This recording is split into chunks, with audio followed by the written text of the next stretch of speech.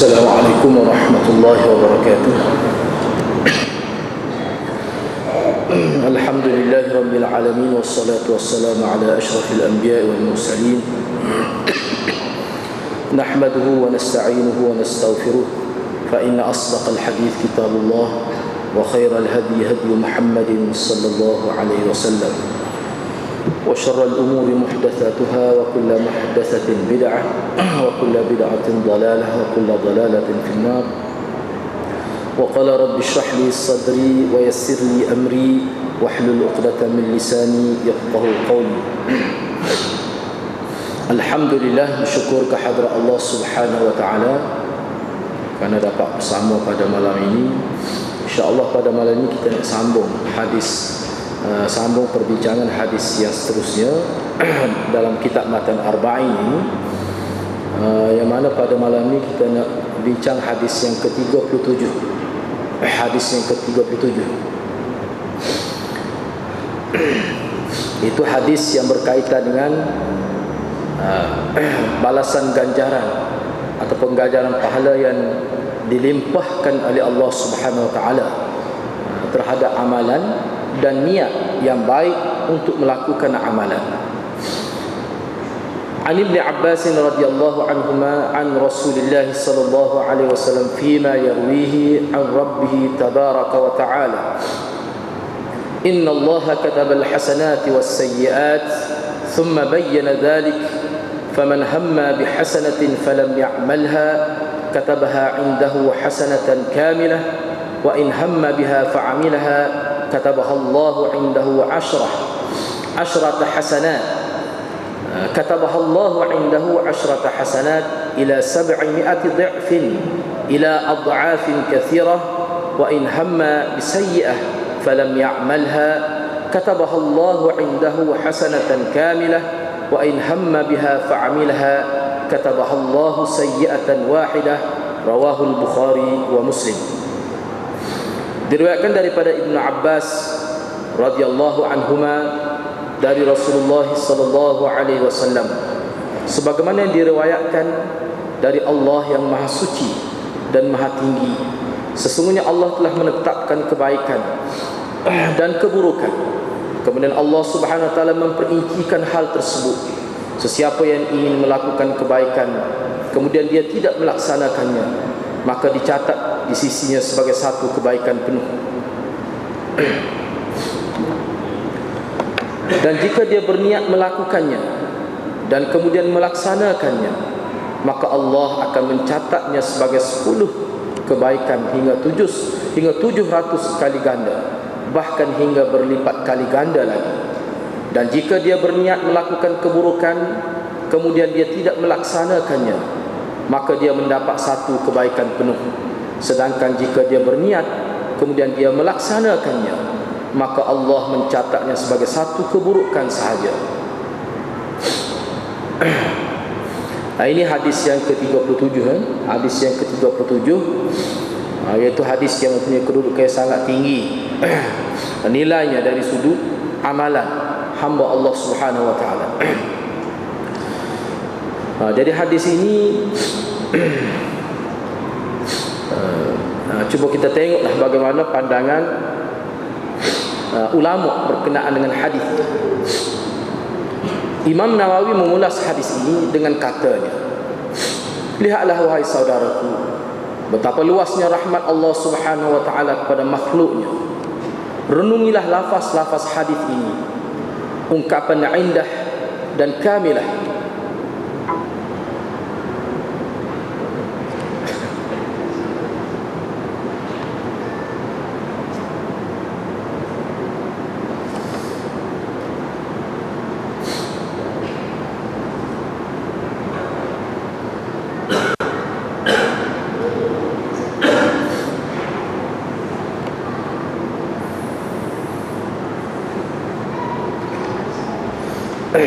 عن ابن عباس رضي الله عنهما عن رسول الله صلى الله عليه وسلم فيما يرويه عن ربه تبارك وتعالى إن الله كتب الحسنات والسيئات ثم بين ذلك فمن هم بحسنة فلم يعملها كتبها عنده حسنة كاملة وإن هم بها فعملها كتبها الله عنده عشرة حسنات إلى 700 ضعف إلى أضعاف كثيرة وإن هم بسيئة فلم يعملها كتبها الله عنده حسنة كاملة وإن هم بها فعملها كتبها الله سيئة واحدة. رواه البخاري ومسلم. Dari Ibnu Abbas radhiyallahu anhuma dari Rasulullah sallallahu alaihi wasallam, sebagaimana yang diriwayatkan dari Allah yang Maha Suci dan Maha Tinggi, sesungguhnya Allah telah menetapkan kebaikan dan keburukan. Kemudian Allah Subhanahu wa taala memperincikan hal tersebut. Sesiapa yang ingin melakukan kebaikan kemudian dia tidak melaksanakannya, maka dicatat di sisinya, yakni di sisi Allah, sebagai satu kebaikan penuh. Dan jika dia berniat melakukannya dan kemudian melaksanakannya, maka Allah akan mencatatnya sebagai 10 kebaikan hingga 700 kali ganda, bahkan hingga berlipat kali ganda lagi. Dan jika dia berniat melakukan keburukan kemudian dia tidak melaksanakannya, maka dia mendapat satu kebaikan penuh. Sedangkan jika dia berniat kemudian dia melaksanakannya, maka Allah mencatatnya sebagai satu keburukan sahaja. Dari segi kedudukan hadis ini, Imam Nawawi mengulas dengan kata, lihatlah wahai saudaraku betapa luasnya rahmat Allah Subhanahu wa taala kepada makhluknya. Renungilah lafaz-lafaz hadis ini, ungkapan indah dan kamilah menunjukkan betapa tinggi perhatian Allah Subhanahu wa taala kepada makhluknya. Allah Subhanahu wa taala menyebutkan kejahatan yang ingin benar dilakukan namun tidak dilakukannya akan dikira sebagai melakukan satu kebaikan yang sempurna. Namun jika dilakukan kejahatan itu, maka akan dicatat satu kejahatan sahaja tanpa diikat dengan sempurna. Hanya Allah Subhanahu wa taala yang layak dengan segala pujian dan pemurah kerana meletakkan limpahannya lebih luas dari keadilannya. Lebih luas. Syekh Abdul Majid Syarnubi baik, sekarang ni kita nak tengok mafhum hadis ini, kedudukan hadis ini. Yang pertama sekali Imam Nawawi. Cuba kita lihat bagaimana Imam Nawawi mengulas hadis ini. Beberapa perkara yang disebut oleh Imam Nawawi. Pertama sekali dengan gaya bahasa yang cukup seriuslah disebut.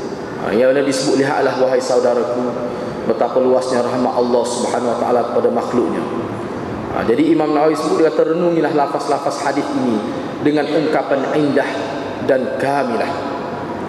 Jadi kalau kita tengok lafaz hadis An Ibn Abbas, seterusnya innallaha katabal hasanat was sayyi'at thumma bayyana dhalik faman hamma bihasanatin falam ya'malha katabaha indahu. Kalimah indahu kita akan tengok selepas ni dalam perbincangan selepas ini. Kemudian kamilah, di situ dia ada rahsia, dia ada mengikut pemahaman pensyarah hadis. Di situ terkandung limpahan rahmat Allah Subhanahu wa taala terhadap hamba-Nya. Jadi Imam Nawawi kata, tengok pada kalimah tu, indah dan kamilah. Ini kita sebut secara umum, lepas kita lihat dalam huraian kalimah hadis. Kita akan tengok sini. Yang mana mengikut Imam Nawawi, ungkapan indah dengan erti di sisi Allah dan kamilah dengan erti yang lengkap, yang sempurna atau sepenuhnya makna kamilah, ia menunjukkan betapa tinggi perhatian Allah Subhanahu wa taala kepada makhluknya. Kerana indah ini dia merujuk kepada sesiap faman hamma. Cuba lihat pada baris yang keempat, faman hamma bihasanatin, sesiapa yang ingin benar melakukan satu kebaikan ataupun kebaikan secara umum, falam ya'malha, lalu ia tidak berupaya melakukannya kerana halangan-halangan tertentu, Allah tetap akan mencatat kebaikan yang dikehendaki, yang hendak dilakukannya itu di sisinya, yakni di sisi Allah, dengan satu kebaikan yang kamilah, yang lengkap, yang sempurna. Ni hak berkait dengan hak dia tidak buat lah, dia tidak buat, tapi dia niat nak buat, Allah kurniakan kepada dia dari sisinya. Ini maknanya suatu penghargaan yang sangat tinggi, walaupun tak buat. Allah Subhanahu wa taala menyebutkan kejahatan yang ingin benar dilakukan namun tidak dilakukan akan dikira sebagai melakukan satu kebaikan yang sempurna. Asalnya nak buat kejahatan, ini hak Imam Nawawi sebutlah, dia melihat dari sudut itu. Jadi asalnya niatnya nak buat kejahatan, nak melakukan kejahatan, tiba-tiba tidak dapat dilakukan, akan dikira sebagai melakukan satu kebaikan. Malah Allah catat niat nak buat jahat, tiba-tiba tak jadi buat. Secara umumnya begitulah, walaupun dia ada huraian dia tu. Maka Allah tukarkan. Oleh kerana dia tukar niat dia asal nak buat kejahatan, tiba-tiba tak jadi buat jahat, buat baik, Allah tukar jadi pahala. Tapi pahala tu pahala yang kamilah, yang sempurna. Seterusnya Imam Nawawi sebut, tapi kalau dari sudut kejahatan pula, kalaulah dia niat nak melakukan kejahatan dan dia betul-betul melaksanakan, buat apa yang dia niatkan itu dalam aspek kejahatan, maka hanya diberi satu balasan, dicatat sebagai satu kesalahan. Satu kesalahan yang tidak dikaitkan dengan kesalahan yang sempurna. Allah tidak sebut begitu, tapi dia sebut satu kesalahan, satu kejahatan. Jadi Imam Nawawi kata hanya Allah saja yang layak dengan segala pujian dan pemurah kerana meletakkan limpahannya lebih luas dari keadilannya. Jadi maksud kata-kata Imam Nawawi ini sebab ulama dia bahas, misalnya Abdul Majid Syarnubi, Syekh Abdul Majid Syarnubi bahaslah. Dia kata maksud Imam Nawawi, limpahan Allah lebih luas dari keadilan. Kalau kita kira keadilan, kalau kita kira adil tu kalau kira adil maknanya sama lah kita kata. Dah orang buat kebaikan, bagi sudahlah. Kalau buat kejahatan, bagi satu kejahatan, biar bawa adil. Itu orang panggil adil. Kalau sekiranya seorang itu nak buat baik, tiba-tiba tak jadi buat baik, jangan bagi pahala sebab dia tak buat lagi. Kalau niat nak buat jahat, dia tidak melakukan kejahatan, jangan bagi dosa, jangan bagi pahala, baru kira adil, dia sama. Tiba-tiba kita tengok dalam hadis ni, orang yang niat nak buat baik, katakanlah dia tak terbuat kerana sebab tertentu, dia tetap dapat pahala. Tetapi kalau dia laksanakan niat baik dia tu, dia boleh sampai 700 kali ganda, bahkan digandakan berkali-kali lagi. Itu nampak kalau segi adil, kira-kiranya lah, saya zahir pandangan manusia, kata Imam Nawawi, maknanya di situ kira-kiranya tidak adil lah kira-kiranya dari segi zahir.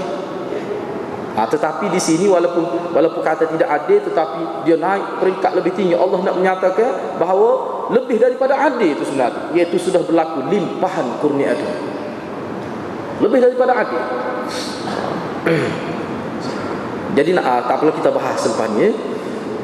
Jadi berkaitan dengan kenyataan Imam Nawawi itu. Jadi kenapa maksud Imam Nawawi kata limpahan dia yang melebihi, lebih luas dari keadilan itu, dengan erti kebaikan yang kita lakukan walaupun satu, tapi bila kita niat nak buat baik dan kita buat, Allah kurniakan sehingga sampai 700 kali ganda, bahkan digandakan berkali-kali lagi. Itu suatu limpahan. Walaupun di situ ada isyarat-isyarat yang dibahas oleh ulama. Tetapi kalau dari segi kejahatan, niat nak buat jahat, kalau buat boleh satu saja, Allah berikan, Allah balaskan kejahatan dengan satu kejahatan yang tidak disebut sifat kejahatan itu, kejahatan yang sempurna, tidak, cuma satu kejahatan sahaja dibalas. Tetapi kalau niat nak buat jahat, tidak buat, maka itu boleh pahala kalau niat itu kerana Allah.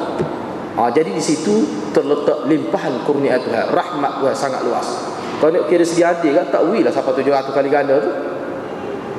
Tetapi Allah ni limpah dia. Syekh Abdul Majid Syarnubi mengulas lebih lanjut terhadap ulasan Imam Nawawi dengan katanya. Jadi Imam Nawawi ulas ni diulas pula oleh Syekh Syarnubi. Dia kata dia kata jelasnya lafaz hadis ini selaras dengan maknanya yang menunjukkan kepada keluasan kurniaan Allah Subhanahu wa taala kepada hamba-Nya dengan berkali-kali menggandakan pahala, memberi perhatian terhadap kebaikan yang dilakukan oleh hamba-Nya dengan menyempurnakannya, dan sebaliknya bersikap keras terhadap amalan jahat tetapi menyedikitkan dosa. Jelas daripada Syekh Syarnubi ni sebut, dia kata memang nampak terang nyata betapa luasnya rahmat Allah SWT. Kalau buat kebaikan kan, bila buat baik, niat nak buat baik, tengok begitu banyak sekali gandaan pahala yang Allah SWT limpahkan untuk dibalas pahala kepada hamba-Nya. Tetapi kepada dari sudut kejahatan, Allah bersikap keras, memang diancam dengan neraka. Buat dosa besar, kita kata mendedahkan aurat, dia ancam dengan neraka. Itu maknanya Allah ni bersikap keras terhadap kejahatan, benda maksiat. Tetapi oleh kerana rahmatnya Allah SWT, dia sedar manusia ni mudah tersalah, mudah terlupa. Bila buat, tidaklah kata jadi ganda kejahatan itu seperti mana gandanya kebaikan. Dia menyedikitkan pula dosa tu. Bahkan kalau tak jadi buat boleh pahala lah pula. Ini tanda, kata Syekh Syarnubi, jelas daripada lafaz ini nampak kurniaan, kelimpahan rahmat, limpahan rahmat Tuhan itu jelas nampak. Baik. Sekarang ini kita nak tengok keterangan hadis dari aspek bahasa. Kerana daripada aspek bahasa yang dihuraikan oleh pensyarah hadis ini pun kita sudah nampak dah dia punya hala tuju hadis ini, maksud yang dikehendaki oleh Nabi sallallahu alaihi wasallam, yang dikehendaki oleh Allah Subhanahu wa taala ni daripada hadis kursi. Dalam hadis ini, di awal hadis disebut fima yarwihi an rabbih. An Ibn Abbas radhiyallahu anhuma an Rasulillah sallallahu alaihi wasallam fima yarwihi an rabbih. Daripada Ibnu Abbas radhiyallahu anhuma yang diambilnya dari Rasulullah sallallahu alaihi wasallam, mengikut apa yang diriwayatkannya, yang diriwayatkan oleh Nabi atau yang diceritakan oleh Nabi daripada Tuhannya tabaraka wa taala, yang maha agung lagi maha kudus. Jadi fima yarwihi an rabbih, ungkapan ini menunjukkan hadis ini adalah hadis qudsi. Jadi kalau bunyi lagu ni fima yarwihi an rabbih tabaraka wa taala, acer ni kalau uslub begini, gaya bahasa begini, ia menunjukkan hadis ini merupakan hadis qudsi yang telah kita sebut dah sebelum ni. Kita jumpa beberapa kali dah hadis qudsi ni, iaitu secara ta'rifnya, iaitu wahyu daripada Allah Subhanahu wa taala, yang Allah Subhanahu wa taala wahyukan kepada Nabi sallallahu alaihi wasallam melalui perantaraan melalui Jibril. Hadis kursi ini maksudnya kursi, dari segi kursi ini dari segi luruhnya maknanya suci. Tetapi bila kita bahas dari sudut istilah. Dari sudut istilah dia bukan bermakna suci, tetapi bentuk wahyu dia sampai kepada Nabi, kemudian Nabi sampaikan kepada umat ini dengan bahasa Nabi sallallahu alaihi wasallam, dengan bahasa Arab yang Nabi guna. Tidak seperti Al-Quran. Kalau Al-Quran ini wahyu, tetapi Nabi ungkapkan dengan bahasa yang Allah SWT turunkan, seperti mana yang Allah sampai kepada Jibril sampai kepada Nabi tak ubah kalimah, tak ubah gaya bahasa, tak ubah uslub itu. Nabi sampaikan dalam bentuk yang asal. Sebab tu kedudukan Quran ni dia tinggi, dia tidak serupa hadis kursi. Hadis kursi ni pun kalau kita tengok dalam usul hadis, dia ada khilaf lagi, kita akan sebut juga selepas ni hadis kursi. Hadis kursi ni, seorang kata hadis kursi ni masuk hadis Nabi ya, dia khilaf sikit. Sebab dia hakikatnya, kalau kita kata hadis kursi ni wahyu, hadis Nabi sendiri tidak wahyu ke? Wahyu juga. Wa ma yantiqu 'anil hawa in huwa illa wahyu yuha. Hadis Nabi semua itu merupakan wahyu daripada Allah SWT, yang dilindungi dengan maksum itu. Maksum itu keperluan maksumnya Nabi SAW. Kenapa nak jaga syariat? Bukan nak jaga sifat-sifat kemanusiaan tu, tak perlu maksum tu. Maksum ni maksud nak jaga syariat, nak jaga agama, tu perlu pada maksumnya. Sebab tu Nabi dalam bab-bab dunia biasa ni ada berlaku lupa dan sebagainya, ada berlaku benda-benda gitu dalam kehidupan biasa. Tapi dalam bab syariat tak ada. Dalam bab agama tak ada. Ni Nabi ni maksud, salah satu makna lah. Begitu disebut. Tak apalah, kita tengok selepas ni. Sebab ni kita akan bincang sedikit hadis kursi dari segi khilaf dan sebagainya secara umum. Namun boleh jadi juga hadis ini adalah hadis Nabi SAW, bukan hadis kursi. Kerana sudah tentu fima yarwihi an rabbih itu bukan kata-kata Nabi, tentu dah tu. Ini adalah merupakan kata-kata Ibnu Abbas. Ibnu Abbas cerita daripada Nabi, mengikut apa yang Nabi ceritakannya daripada Tuhan dia. Tak kan Nabi kata gitu. Sebab tu fima yarwihi an rabbih ni, ulama kata ini kata-kata Ibnu Abbas, dia cerita. Jadi dia fahamlah, Ibnu Abbas fahamlah kira-kiranya bahawa apa yang Nabi nak sebut ni merupakan hadis kursi. Jadi hadis kursi ni mengikut apa yang Nabi riwayat. Mana Nabi riwayat daripada Tuhannya, sampai wahyu kepada Nabi, kemudian Nabi sampaikan kepada umat dengan bahasa Nabi. Sebab tu dia rendah daripada Al-Quran tarafnya. Dan kita tak boleh baca hadis kursi dalam semaya, batal semaya. Tak boleh. Tetapi mengikut ulama, dia kata hadis kursi dia lebih tinggi lah daripada hadis biasa. Ada ulama sebut begitu. Tapi ulama bahas lah, tengok. Kalau kita tengok dalam usul hadis adalah dengan panjang lebar dibahas. Tapi ulama sebut misalnya apa ni, kalau dalam kitab ni dia ada sebut tapi ni dari segi usul fiqh lah, dari segi usul pula disebutnya. Rasa kita tidak membincang sebab ni agak sukar sikit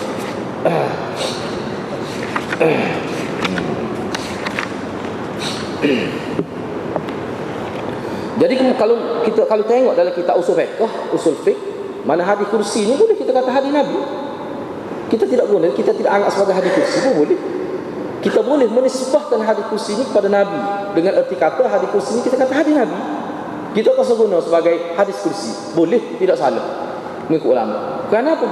Kerana hakikat sebenarnya hadis Nabi, hadis-hadis Nabi yang lain itu sebenarnya wahyu juga tu.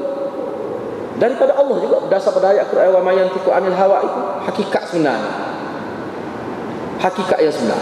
Sebab tu mengikut Syekh Badran Abul Ainin ketika membicarakan hadis kursi dalam kitab usul fiqh, dia kata boleh kita nisbahkan dari segi periwayatan hadis kursi kepada Allah Taala ataupun kepada Rasul, boleh. Hadis kursi dia ada khilaf lagi. Sebab jadi penting kita tahu tu, sebab kita nak kembali dhamir. Lepas ni dalam hadis ni dia ada dhamir. Nak kembali dhamir tu nak kembali pada Allah ke nak kembali pada Rasul. Jadi perlu benda-benda gitu.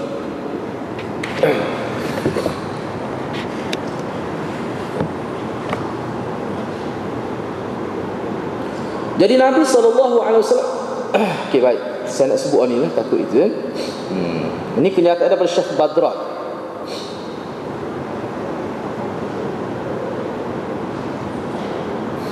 Misalnya di sini dia kata hadis ni kalau kita tengok diriwayatkan daripada Rasul, kemudian nyata sirah itu menunjukkan bahawa lafaz hadis kursi itu adalah daripada Rasul. Sebab summa bayyana dzalik. Siapa dia yang memperjelaskan? Asalnya dalam hadis ni sebut fima yarwi, mengikut apa yang diriwayatkannya, yakni diriwayatkan oleh Nabi daripada Tuhannya tabaraka taala. Allah berfirman, sesungguhnya Allah telah menentukan kebaikan-kebaikan dan keburukan-keburukan. Kemudian dia menjelaskan, dia memperinci apa maksud Allah telah menetapkan, telah mencatat kebaikan-kebaikan dan keburukan. Thumma bayyana dzalik, kemudian dia menjelaskan secara terperinci dia tu siapa? Dia tu Allah ke dia tu Nabi? Situ dia timbul masalahnya. Situ dia timbul persoalan. Kalau kita kata hadis ni kursi, kalau kita kata hadis kursi, bayanatu fa'il dia kembali kepada Allah. Dengan arti kemudian Allah memperjelaskan apa maksud katabal hasanat was sayyiat itu. Dia ni teknikal sikitlah. Ni. Tetapi kalau kita kata hadis ni hadis Nabi, tidak hadis kursi, jadi bayana zalik itu maknanya Nabi menjelaskan apa maksud Allah telah menetapkan kebaikan-kebaikan dan keburukan-keburukan. Maknanya Nabi penjelas bagaimana bentuk Allah telah menentukan kebaikan-kebaikan dan keburukan kepada makhluk manusia ni. Kita tak apalah kalau tak faham tu, rasa tak apa tu. Sebab maksud kita nak isi dia, cuma saya sebut sikit dari segi perbahasan secara ringkas tu. Okey, baik.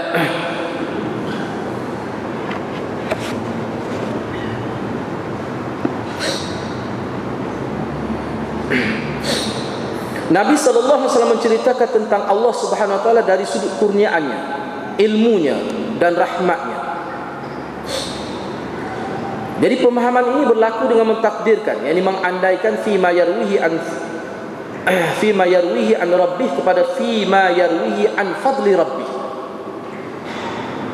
Jadi kalau kita kata dalam hadis ni, kalau kita sebut mengikut apa yang Nabi riwayatkan daripada Tuhan, kita terjemah begitu.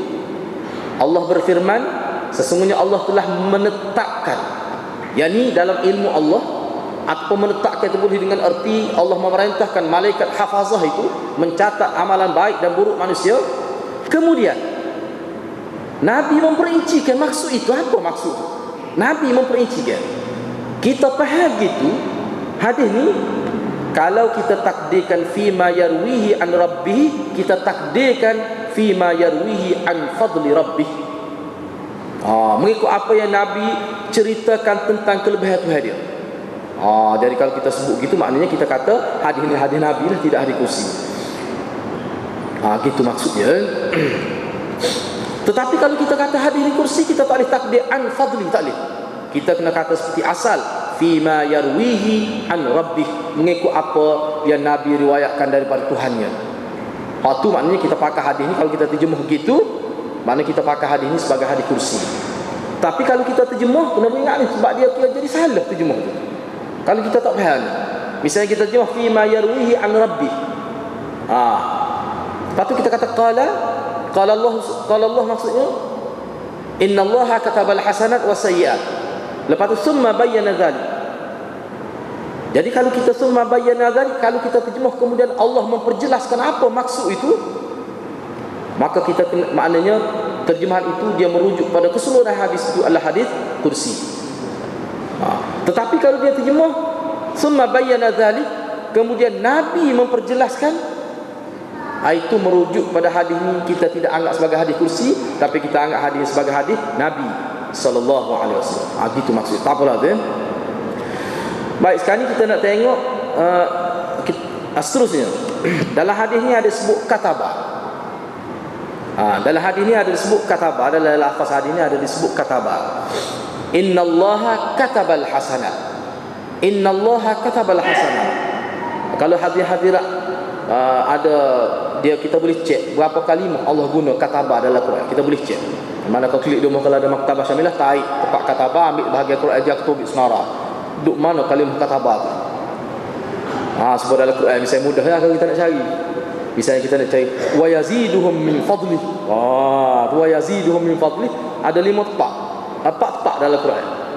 Wa yaziduhum min fadli. Ada 4 tempat dalam Quran. Sebab Syiah kata kalimah Syiah kita pun ada dalam Quran. Ulama kata Yazid pun ada sebut dalam Quran. Wa yaziduhum min fadli. Kita boleh cek lah. Begitu juga katabah pun boleh cek. Jadi apa maksud katabah ini? Maksudnya yang mana kita terjemah innallaha katabal hasanat wa sayyi'at, sesungguhnya Allah mencatat kebaikan-kebaikan dan keburukan. Apa maksud katabah dalam konteks hadis ini? Sebab katabah banyak dalam Quran, makna dia berbeza-beza. Katabah dengan erti memfardukan pun boleh, banyak makna katabah. Katabah dengan erti menetapkan. Kutiba alaikumus siyam, itu katabah juga, cuma kutiba itu sirah majhul dengan erti difardukan. Apakah ni mana fardu? Tidak. Katabah ni mana catat. Walau bagaimanapun katabah ni mengikut syurah hadis, pensyarah hadis, dia kata dia memberi 2 pengertian katabah ini, khusus dalam konteks hadis ni. Yang pertama, katabah dengan erti ketetapan Allah Subhanahu wa taala dalam ilmunya. Boleh dengan erti Allah mencatat kebaikan-kebaikan dan keburukan. Catatan itu dalam ilmu Allah, tak ada siapa tahu itu. Ilmu Allah yang bersifat muhit itu, ilmu Allah. Yang kedua, boleh jadi juga maksud katabah ni, walaupun dhamir katabah itu kembali kepada Allah, fa'il dia tu Allah, tetapi dengan erti Allah memerintahkan malaikatnya mencatat. Dan inilah yang lebih kuat berdasarkan kepada riwayat-riwayat yang lain antaranya. Jadi antara dua makna ni, makna kedua inilah yang lebih sesuai. Dan setengah ulama kata lebih tepat. Kenapa? Kalau kita perhati dalam kitab-kitab hadis yang menyebutkan makna seumpama ini, dia ada beberapa hadis, bukan sehadisnya. Cuma saya mari satu contoh saja. Kita nak faham katabah dengan erti Allah perintah malaikat, kita panggil hafazah tu lah. Dia catat amalan manusia tu, dia tulis bila buat. Sebab ada jenis amalan manusia ni, ini dalam ilmu Allah tu suku. Dalam ilmu Allah tu malaikat pun tak tahu. Apa yang tercatat dalam ilmu Allah itu malaikat pun tak tahu. Jadi hanya Allah sebutnya, Allah memerintahkan malaikat dia tulis. Bila kita buat baik, malaikat dia tulis. Bila kita buat jahat, malaikat tulis. Itu dia panggil hafazah. Malaikat hafazah yang mencatat amalan manusia. Okey, baik. Jadi mengikut ulama pensyarah hadis dia kata sebenarnya katabah yang dimaksudkan dalam hadis ini makna yang kedua. Mana sokongnya yang kita kata begitu tu? Dari mana sokongnya? Kita tengok pada hadis lain. Misalnya dalam hadis, banyak lagi hadis lain. Saya ambil satu contoh. Misalnya yaqulullahu tabaraka wa ta'ala, Allah berfirman. Ini maksudnya hadis kursi juga ni, kira-kira ni. Idza arada 'abdi an ya'mala sayyi'atan fala taktubuha sayyi'atan 'alaihi hatta ya'milha fa idza 'amilha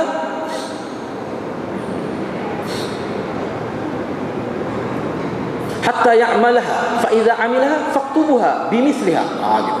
Wa in tarakaha min ajli faktubuha lahu hasanah wa idza arada an ya'mala hasanatan falam ya'malha faktubuha lahu hasanah fa in 'amilaha faktubuha lahu bi'asharati amsalha ila 700. Rawahu al-Bukhari wa Muslim. Allah tabaraka wa ta'ala berfirman, apabila hamba-Ku berniat, arada itu maksud berniat, mahu untuk melakukan satu kesalahan, Allah perintah pada malaikat hafazah, fala taktubuha, jangan kamu catat, jangan kamu tulis, sayyi'atan alaih, satu kejahatan atas dia, dalam rekod, dalam buku, jangan tulis. Bila dia niat nak buat, jangan tulis lalu. Gitu maksudnya. Hatta ya'malah, sehingga dia buat. Mana kalau dia niat tu jangan tulis sebagai satu kejahatan. Tapi bila dia buat, fa idza amilha, bila dia buat, kalau dia niat tadi, faktubuha bimithla, tulis seperti kejahatan dia buat, jangan tambah-tambah. Kalau kebaikan sampai 7 kali ganda, 700 kali ganda, bahkan berkali-kali lagi. Tapi kalau kejahatan, kalau dia buat satu kesalahan, tulis satu kesalahan. Tapi kalau dia niat nak buat kesalahan, niat nak buat kejahatan, jangan tulis. Berdasar pada hadis ni, tulis tu maknanya Allah perintah malaikat tulis. Daripada hadis ni dan hadis-hadis lain, mana ulama faham bahawa katabah tadi dengan erti yang kedua, iaitu Allah perintahkan malaikat tulis. Walaupun dalam hadis yang kita baca ni, dalam hadis Arba'in ni, matan Arba'in yang ke-37 ni, tak ada sebut malaikat tulis. Tetapi maksud dia malaikat tulis berdasar pada hadis-hadis lain. Kan makna dekat-dekat tu. Begitulah seterusnya dari sudut kebaikan pun begitulah. Mana kalau tapi dari sudut kebaikan, wa idza aradaan, dari sudut kebaikan bila dia niat nak buat kebaikan, tulis selalu, tulis. Niat boleh dah. Dari sudut kebaikan, niat nak buat baik terus dapat. Terus ditulis. Kalau dia buat, ni tulis 10 kali ganda sampai 700 kali ganda. Bahkan dalam hadis 37 ni lebih daripada 700 lagi. Lebih daripada 700 kali ganda. Inilah kita kata limpahan kurnia Tuhan mengatasi keadilan dia yang dimaksudkan oleh Imam Nawawi tadi. Okey, baik. Dalam hadis ni pun ada disebut al-hasanat, supaya kita tahu hasanat apa maksud dari segi syariat kita ni. Hasanat ni dengan erti hasanat ni maknanya kebaikan. Tetapi ulama sebut makna hasanat dalam agama ni, orang yang melakukan amalan berkenaan akan dipuji mengikut syarak, dan amalan itu berkaitan dengan pahala. Itu makna hasanat. Kalau orang tu, sebab ada juga, kalau katakanlah seorang itu buat kebaikan, nampak kebaikan, tetapi syarak tak puji perbuatan ni. Orang puji, nampak dia buat baik, tapi orang tak puji, syarak larang. Katakanlah satu amalan tu syarak larang, bercanggah dengan syarak. Bila seorang tu buat, orang lain puji belaka, bagus dia ni, mudah kira ustaz ni misalnya. Misalnya baguslah ustaz, mudah kira, mudah minta tolong, tapi syarak larang misalnya, bercanggah dengan syarak amalan dia, orang puji, tu dia tak kira. Dia tak kira sebagai hasanah. Sebab hasanah ni dia bukan mengikut cita rasa manusia sahaja, tapi dia sebenarnya landasan yang nombor satunya adalah sesuai atau tidak dengan syarak, bercanggah ataupun tidak dengan syarak, dan amalan itu berkaitan dengan pahala. Maknanya pujian dari sudut syarak dan berkait dengan pahala, cukup dua perkara itu, maka dia kira hasanah lah. Secara umumnya begitu. Itu makna hasanah.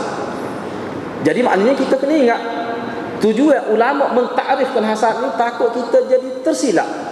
Kadang-kadang manusia boleh kadang-kadang dia ambil kira tak apalah, tak sesuai orang marah, asalkan orang puji dia buat. Tu pun dia sudah berasa kenal. Jangan tidak semestinya benda tu hasanat boleh pahala dia ada, tak mesti. Kita kena letak amalan kita ni kena ke tidak, selari atau tidak dengan agama. Hak manusia puji tu duduk nombor 2 atau nombor 3. Hak mula-mula sekali kita buat ni selari ke tidak dengan kehendak Allah, barulah dikira sebagai hasanat. Hak tu ulama kita nak ayat. Jangan kita letak biar asalkan orang tidak marah. Kita letak orang puji, kita letak supaya orang tidak marah. Hak tu keutamaan kita, maka itu belum tentu jadi hasanat lagi. Dia kena kaitkan dengan syarak. Betul ke tak dengan agama ni? Betul ke tak dengan kehendak Quran? Betul ke tak dengan kehendak hadis? Hak tu baru dia kira hasanat. Jadi makna kita janganlah terlajak, janganlah melampau mengambil kira pandangan, jangan melampau. Walaupun dalam agama kita ambil kira juga tu, tapi jangan melampau sehingga kita ketepikan redha Allah, kita ketepikan kehendak Allah. Itu tadi. Maknanya perlu satu pertimbangan lah, di situ perlu satu pertimbangan. Dari segi teori ialah, tapi di segi pelaksanaan kadang-kadang setengah perkara tu payah. Di situlah perlu pertimbangan yang saksama. Kalau nak jaga hubungan dan sebagainya, kukuk mana pun ta'arif hasanat begitu. Keutamaannya kepada selari dengan kehendak Allah, seperti mana yang ditunjuki oleh Nabi SAW. Manakala as-sayyi'at pula sebaliknya, iaitu orang yang melakukan amalan berkenaan akan dikeji mengikut syarak, dan amalan itu berkaitan dengan dosa. Ini makna sayyi'at. Ini makna sayyi'at, mengikut syariat. Kita seorang itu buat sesuatu amalan, aktiviti, perbuatan, katakanlah orang lain semua puji, tetapi mengikut syaratnya amalan itu terkutuk, mazmum, dikeji. Dan dikaitkan pula buat gitu boleh dosa. Dikait cara tu. Walaupun semua orang terima amalan itu, Tuhan tidak terima sebagai hasanat, tapi Tuhan akan kira sebagai sayyi'at. Itu kita kena letak, kenapa hal tu? Supaya jadi tindakan kita ni kita kena biar banyak terlintas tentang hasanat begini, sayyi'at begini, kena terlintas gitu. Masalah orang tu kita letak nombor 2. Kita letak Allah dulu, letak agama dulu. Manusia tu kita letak nombor 2. Ya. Syarat tu makna ketetapan agama. Itu makna syarat. Syarat ni makna umum. Quran, hadis tu syarat lah tu. Boleh jadi kias, ijma', itu termasuk dalam syarat lah tu. Syariat lah maksud syarat ni. Syara'an tu dari segi syariat, itu maksud dia syara'an. Kalau orang jarak dia panggil mansub binaz'il khafi fi syar'in. Kalau orang jarak dia panggil mansub binaz'il khafi, syara'an itu. Gitu maksudnya. Summa bayyana dzalik. Apa maksud summa bayyana dzalik? Yakni memperincikan, mendetailkan, menghuraikan secara panjang lebar atau memperjelaskan apa yang disebut. Sebab sebelum summa bayyana dzalik ini disebut kan, innallaha katabal hasanat was sayyiat. Allah telah menentukan perkara-perkara amalan-amalan baik dan amalan-amalan buruk. Kemudian Allah memperjelaskan apa maksud dia. Bagaimana katabah itu bagaimana berlaku? Bagaimana berlaku Allah mencatat kebaikan dan keburukan? Bagaimana bentuk dia? Operasinya macam mana? Itu maksud summa bayyana dzalik. Seperti yang saya sebut tadi lah, kalau kita terima summa bayyana dzalik, kemudian Allah memperincikan, Allah memperjelaskan maksud catat itu. Kalau kita kata Allah, maka hadis ni kita anggap sebagai hadis kursi. Tapi kalau kita terima kemudian Nabi memperjelaskan, maka itu bermakna kita menganggap hadis ini hadis Nabi sallallahu alaihi wasallam. Itu mengikut ulama. Misalnya dalam kitab usul fiqh ada disebut.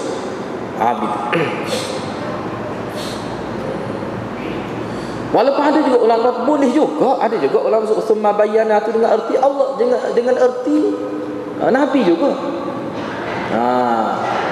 Tetapi umumnya ulama kata tak lah. Kalau sekata Nabi dia kena hadis Nabi, sebab dia kembali dhamir tu. Dia kembali dhamir kepada Allah. Sebab kataba dengan bayyana, nak kembali mana? Gitu ya. Okey, kalau dianggap hadis sebagai hadis kursi, maka fa'il kembali kepada kalimah fa'il kepada kalimah bayyana adalah Allah Subhanahu Wa Taala. Namun jika dianggap hadis ini sebagai hadis Nabi, maka fa'ilnya fa'il kalimah bayyana itu adalah Nabi sallallahu alaihi wasallam. Okey, seterusnya faman hamma Dalam hadis disebut faman hamma. Benda ni kita akan bincang akan datang ni secara detail lah maksud hamma tu kepada dia. Sebab dalam bahasa Arab ni lintasan hati dia bagi pada 4 paling kurang dalam penggunaan bahasa. Dari segi fiqhul lughah, dia ada fiqh lughah Arabiah ini, hak kita kata rasa terlintas dalam hati dia bagi paling setidak-tidaknya lah dia bagi kepada 4 maksud. Hak terlintas kita ni dalam bahasa Melayu kita rasanya serupa terlintas, berasa nak buat. Hak dalam hati belaka tu. Tetapi dia tak ada pembahagian. Tapi dalam bahasa Arab ni ada. Paling kurang ulama kata dia bagi pada 4 bahagian. Ya, kita akan bincang akan datang. Cuma kita nak sebut secara ringkas sahaja untuk bahagian keterangan hadis ini. Faman hamma dengan arti nekat melakukan sesuatu, dan ianya memberi arti azam dan membulatkan niat atau nekat untuk melakukan sesuatu itu. Itu makna faman hamma biha. Sebab tu saya terjemah tadi ingin benar melakukan. Kita terjemah tadi ingin benar melakukan. Bukan sekadar ingin, tapi dia ada makna penguat, makna penegas, ingin benar, makna nekat nak buat sesuatu. Nah, itu makna faman hamma. Indahu dengan maksud di sisi kemuliaan Allah Subhanahu wa taala, bukan indiyah makaniyah yang memberi erti tempat. Maha suci Allah dari bertempat dan bermasa, ataupun kita kata Tuhan yang ada masa, tak boleh. Maksud kata indahu di sisi Allah tu apakah di sisi seperti kata di sisi kita? Tak. Kalau di sisi kita makna berada dekat kita lah, bukan berada jauh. Itu berkait dengan tempat, berkait dengan masa. Di sisi itu makna sekarang. Sebab indah ni dia ada makna zamaniyah, dia ada makna makaniyah. Di sisi dengan erti berkait dengan masa, di sisi juga bererti berkait dengan tempat. Jadi di sini indahu di sisi Allah makna di sisi kemuliaan Allah. Itu maksudnya. Dha'fin. Dha'fin. Hani indahu ni dia. Kemudian dha'fin. Dalam hadis ni ada disebut. Dha'f. Saya cuba tengok dalam hadis ni ada disebut dha'fin ya. Baris yang ke 7 sab'imi'ati dha'fin, 700 kali ganda, hingga kepada ad'afin kasrah, berganda-ganda. Kita tidak tahu berganda tu berapa. Ad'afin kasrah kita tidak tahu berapa. Tapi ada sebut dha'fin. Apa maksud dha'fin? Dari segi penggunaan bahasa Arabnya dha'fin ni apa maksud? Muhammad Munir Ad-Dimashqi menyebutkan dalam kitabnya Al-Ithafat. Dia kata at-tad'if bermaksud tad'if dengan dha'fin ni makna lebih kurang, maknanya berganda-ganda. Bermaksud ditambahkan dari yang asal dengan menjadikannya sekali ganda lebih atau berkali-kali ganda lebih. Itu makna dha'fin atau tad'if. Ada yang berpendapat, ni ulama dalam bidang bahasa berpendapat, makna at-tad'if dalam penggunaan orang, mana orang Arab, itu tertinggal. Penggunaan orang Arab adalah sekali ganda, kemudian diguna pakai makna yang lebih dari sekali ganda. Asal makna, ada ahli lughah kata asal makna dhifin atau tad'if kita sekali ganda. Misalnya 20 kalau sekali ganda jadi 40. Kalau 10 kalau sekali ganda maknanya 20. Itu makna asal dia. Tetapi selepas tu diguna pakai dengan makna lebih daripada sekali ganda, berkali-kali. Itu makna dhifin. Oleh itu apabila disebut dha'ful asyarah, maka akan difahami dengan maksud 20. Sekali ganda daripada 10, mana 20. Jika disebut lazimani dha'fan dirhaman, ianya memberi erti dia mewajibkan saya membayar dirham secara berganda. Setengah ulama kata 3 dirham, asalnya sedirham. Jadi dia suruh saya bayar secara dha'fan, maknanya dia jadi 3 kali. 3 dirham, asalnya di segi bahasa. Namun Syekh Muhammad Munir mengatakan jika ayat demikian ia memberi erti paling kurang 4 dirham. Nak ayat makna dha'fin itu, makna dia. Tapi dalam syarah-syarah dia kata sebenarnya hakikatnya nak ayatnya banyak. Kalau bahari nak ayatnya dia banyak. Waktu sebenarnya ayatnya banyak. Jadi banyak ni berapa? Situlah ulama bahas pula. Banyak tu bergantung pada ikhlas kita, bergantung pada amal yang kita buat tu manfaat dia sebesar mana, bergantung amal yang kita buat tu orang siapa dia dapat manfaat. Kalau dalam skala yang kecil 5 orang, dia mesti dah tidak akan jadi sebesar manfaat kerja kita buat untuk 10,000. Orang boleh ambil manfaat dengan kerja kita 10,000, tentu lebih besar. Dia bergantung pula dari sudut tu pula. Ila ad'afin katsirah. Dalam hadis ada disebut ila ad'afin katsirah. Apa maksud? Sehingga berganda lebih daripada 700. Mula-mula sebelum sebut ila ad'afin katsirah ni sebut 700 kali ganda. Lepas tu sebut ila ad'afin kathirah. Ni kita nak supaya bahasa hadis. Lagu mana? Sebab bahasa hadis ni dia bahasa Quran. Bahasa Arab, bahasa hadis ni bahasa mukjizat. Dia tidak bahasa Arab biasa. Ila ad'afin kathirah, dia merujuk kepada akan terus digandakan mengikut kadar keikhlasan seseorang. Saat ini sebut sehingga digandakan kepada 700 kali ganda. Kemudian digandakan terus. Digandakan terus tu kita tidak tahu dia berakhir berapa. Kita tidak tahu. Ini maksud hadis Nabi. Kita tidak tahu dia berakhir ganda itu berapa. Tapi berganda terus selepas 700 kali itu. Jadi digandakan mengikut kadar keikhlasan seseorang. Semakin tinggi kebenaran dan keikhlasan seseorang, maka semakin tinggilah ganjaran di sisi Allah Subhanahu wa taala. Jadi falam ya'malha, dalam hadis tersebut mana kerana takut pada Allah. Jadi dia tidak buat. Ni hak niat nak buat jahat, kemudian tak buat. Niat nak buat jahat, kemudian tak buat. Lepas tu boleh pahala. Hak tu sebenarnya tak buat tu kerana Allah. Niat nak buat kejahatan, tapi tak jadi buat. Apa tak jadi buat tu? Kerana Allah. Itu maksud falam ya'malha. Kita kena tengok dalam hadis lain. Sebab dia dalam kaedah kita belajar hadis ni, kadang-kadang hadis tu dia nampak tidak jelas fa'il, tidak jelas. Kita kena tengok dalam hadis lain. Makna dia tidak melakukan kejahatannya, dia niat tu kerana takut pada Allah tu, mari mana tu? Tengok dalam hadis lain. Sebab tu sini kita terjemah falam ya'malha, dia tidak melakukan kejahatannya, dia niat nak buat pada asal tu, tak jadi tu kerana takut pada Allah. Tu baru boleh pahala. Tapi kalau tak buat tu kerana bukan sebab takut pada Tuhan, misalnya nak pergi curi lepas tu hujan lebat tak jadi misalnya. Tapi niat tu berkobar-kobar lagi nak curi, tapi tak boleh pergi hari tu. Tak boleh pahala lagu tu. Tak boleh pahala.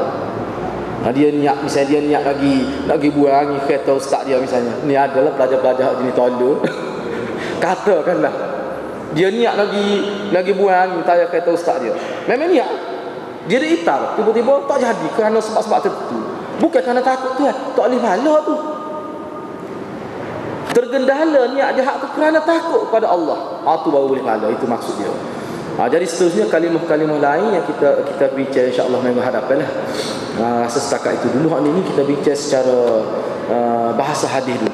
Sebab tu baru kita bincang pandangan ulama dari segi makna hadis ini. Supaya kita nampak dari segi asbab wurud dan sebagainya.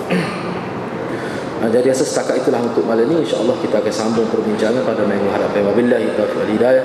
Wassalamualaikum warahmatullahi wabarakatuh.